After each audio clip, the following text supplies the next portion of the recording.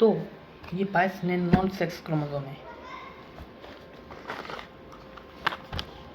22 यहाँ से मिलेंगे, 22 यहाँ से मिलेंगे, 22 मिले, इनको दादा से मिले, दादा से मिले। तो इस हिसाब से मैं सिंधी बना।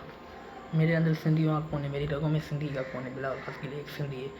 क्या पता हज़ारों साल पहले मैं पठान हूँ, पश्तून हूँ, कोई भी हो सकता हूँ, पर हैप्लो ग्रुप चेंज नहीं होता। अभी मैं सिंधी हूँ, सिंधियों में मिलजुल गया हूँ, और ख़ास के लिए बेसिकली सिंधी ट्राइब है, तो मैं खास के लिए हूँ तो सिंधी हूँ। बेसिकली मेरी रगों में सिंधियों वाला कौन है, तो मैं सिंधी ही हूँ। ये DNA बेस वीडियो मैंने दी हुई है, आप देख सकते हैं।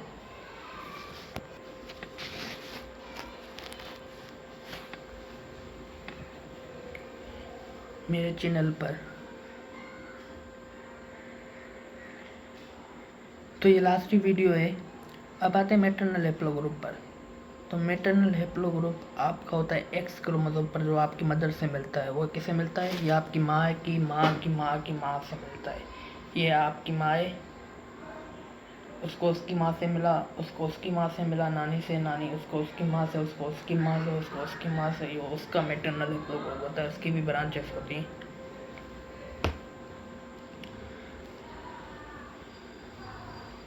हैप्लो ग्रुप किस टाइप के होते हैं, किसकी उनकी ब्रांचेस होती हैं, वो कौन कौन से होते हैं, उन पे मैं वीडियो बनाऊंगा जल्द। जो फ़िलहाल मेरे वीडियो थे वो बन चुके हैं, कंप्लीट हो चुकी है मेरी जर्नी, वो मैंने कंप्लीट कर चुका हूँ, वो मैंने बता दिए हैं।